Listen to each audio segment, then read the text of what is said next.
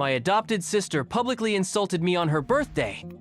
Family gatherings are supposed to be full of love and laughter, but for me, they've always been a tightrope walk between keeping the peace and dodging emotional landmines. I'm Hannah, a 26-year-old graphic designer from Seattle, and last month, I found myself at the center of a family drama that left everyone speechless. It all went down at my adopted sister Catherine's 24th birthday party a day that was supposed to be her special moment, but turned into a public showdown when she decided to humiliate me in front of everyone. I didn't let it slide though, and what happened next changed our relationship forever. But to understand why things exploded, I need to take you back to the complicated history between me and Catherine. I was 10 when Catherine came into our lives. My parents, Linda and Tom, both in their late 40s at the time, had always wanted another child, but after years of trying, they decided to adopt.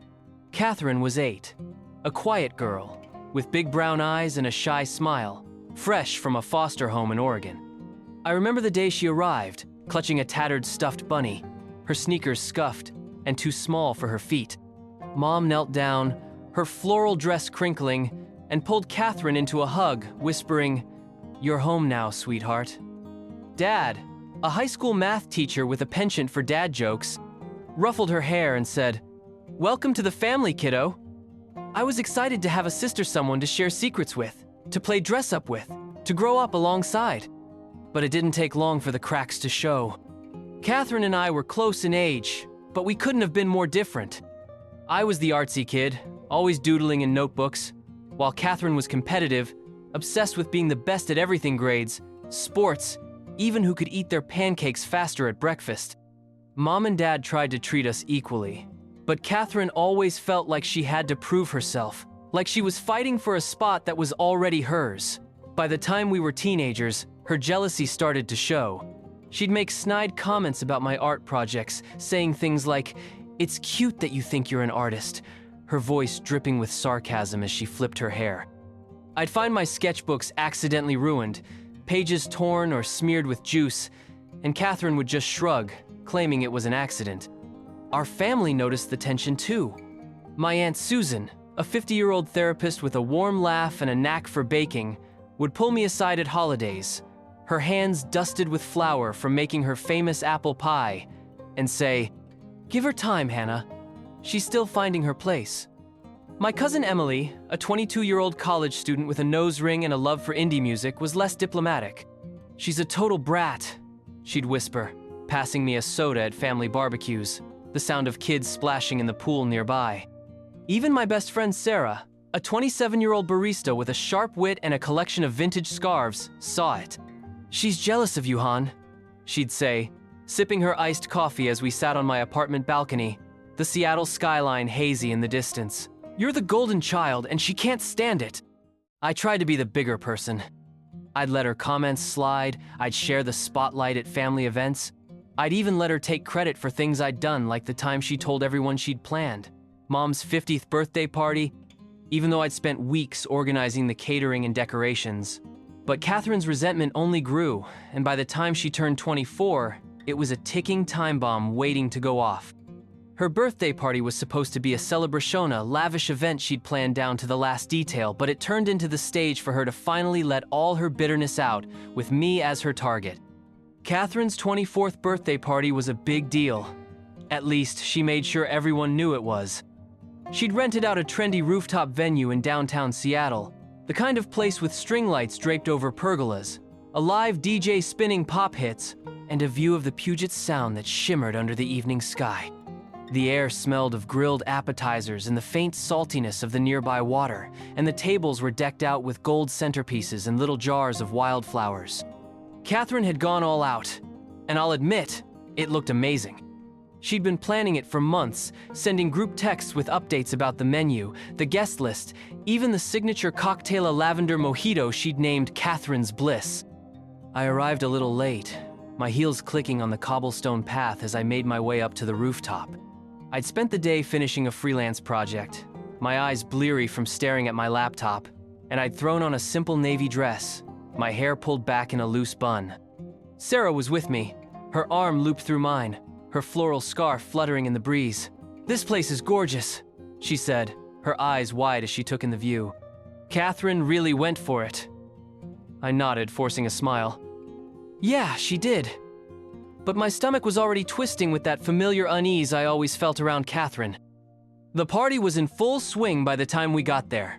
Mom and Dad were near the bar, chatting with Aunt Susan, who was sipping a glass of white wine, her earrings glinting in the light.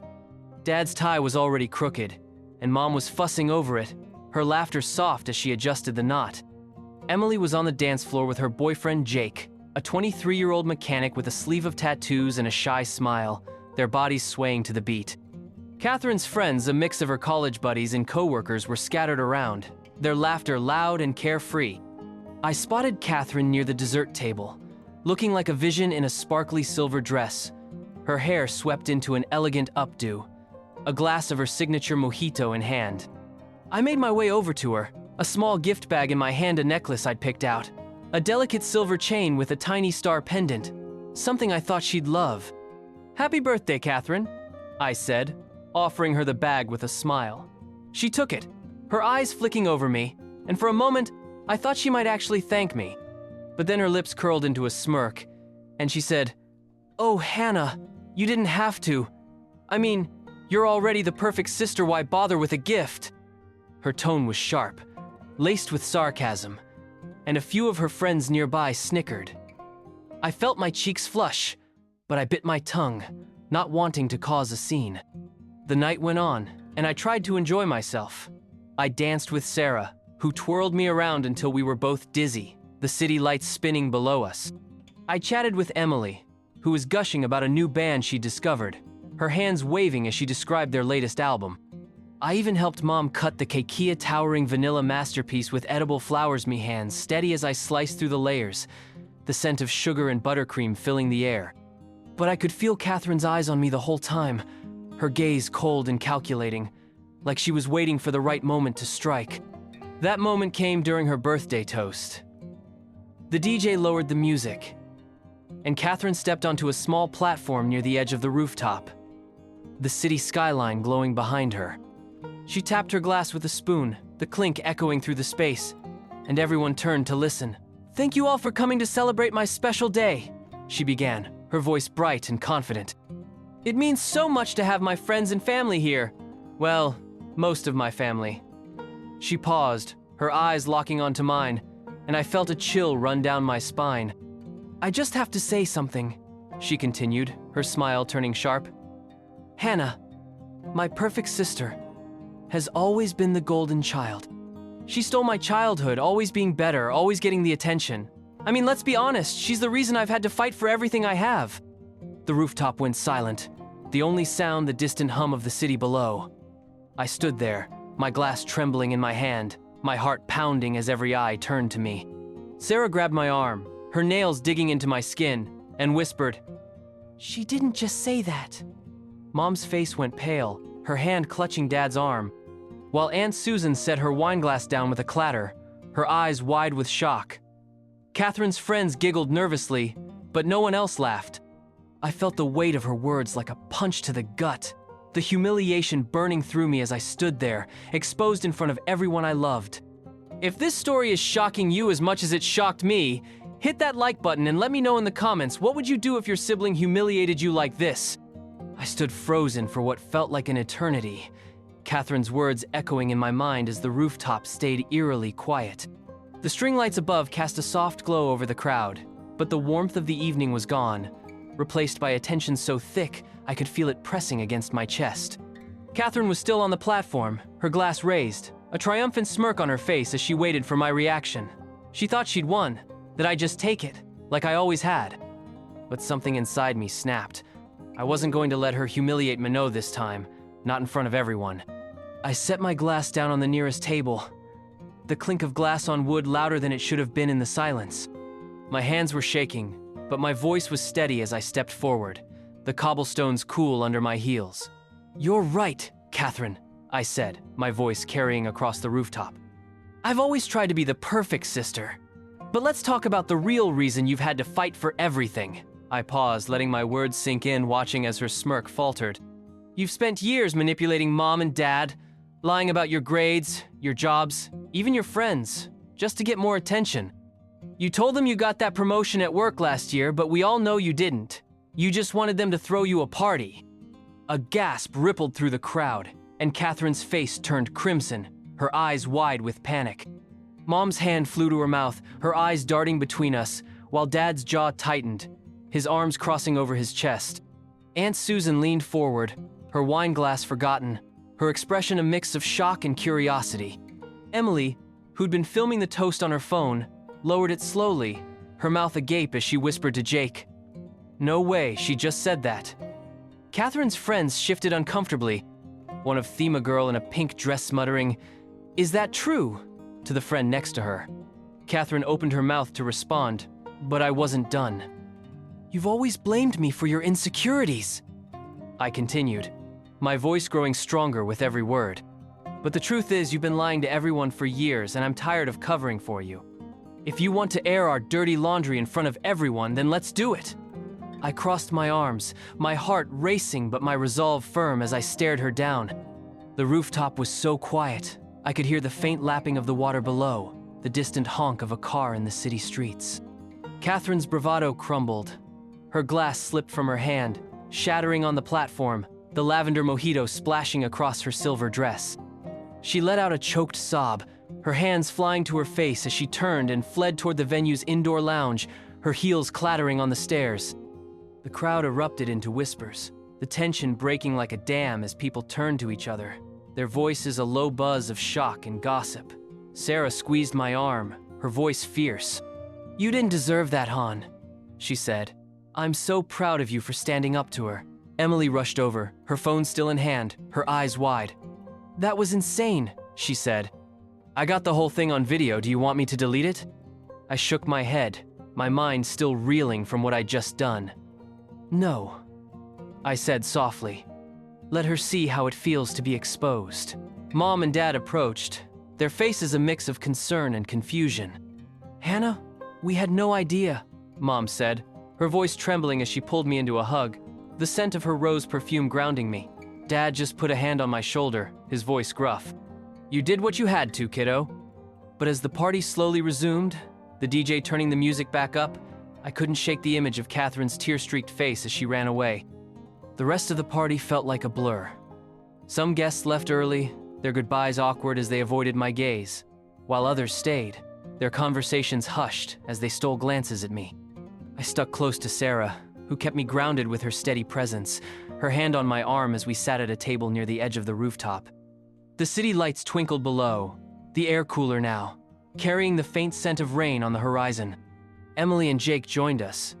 Emily scrolling through her phone, her voice soft as she said, "People are already texting me about what happened." Jake nodded, his arm around her, his voice low. "It's going viral in the family group chat." About an hour later, Catherine emerged from the lounge, her makeup smudged, her dress still stained from the spilled drink. She approached me hesitantly, her hands clasped in front of her, her eyes red from crying. The music had slowed to a soft ballad, and most of the guests were on the dance floor, giving us a small bubble of privacy. "Hannah," she said, her voice barely above a whisper. "Can we talk?" I nodded, my jaw tight, and led her to a quiet corner near the pergola, the string lights casting a warm glow over us. "I'm sorry," she said, her voice breaking as she looked down at her hands. "I didn't mean to. I did, but I shouldn't have. I've been so jealous of you for so long and I let it get the best of me." Her words were raw, her usual confidence gone, and for the first time, I saw a glimpse of the scared little girl who joined our family all those years ago. I took a deep breath, my own emotions a tangled mess of anger and pity. "You humiliated me in front of everyone, Catherine," I said, my voice steady but firm. "I've spent years trying to be a good sister, but I'm done letting you walk all over me. If you want to fix this, you need to own up to what you've done not just to me, but to Mom and Dad too. Otherwise, we're done." She nodded, tears spilling down her cheeks as she whispered, "I'll try. I promise I'll try." I didn't know if I could believe her, but I wanted to for our parents' sake, if not for mine. We stood there in silence for a moment, the weight of our broken relationship hanging between us, the city humming softly below. Mom approached, her eyes soft with worry, and pulled us both into a hug, her voice trembling. "You girls need to work this out," she said. "You're sisters no matter what." I hugged her back, but my heart was heavy with uncertainty. In the weeks since, I've been trying to process what happened. Catherine has reached out a few times, sending long texts about how she's working on herself, but I'm not ready to let her back in, not yet. I've been spending more time with Sarah, who's been my rock, and with Emily, who keeps me laughing with her endless stream of memes. I've also started therapy, something Aunt Susan recommended, and it's helping me untangle the years of guilt and resentment I've carried. I'm learning to set boundaries, to value myself, even when it's hard. But I can't help wondering if Catherine will ever change, or if this is just the beginning of the end for us. If you enjoyed this dramatic story, don't forget to subscribe and hit the bell for more Reddit tales. Have you ever had to stand up to a toxic family member? Let me know in the comments. I can't wait to hear your thoughts.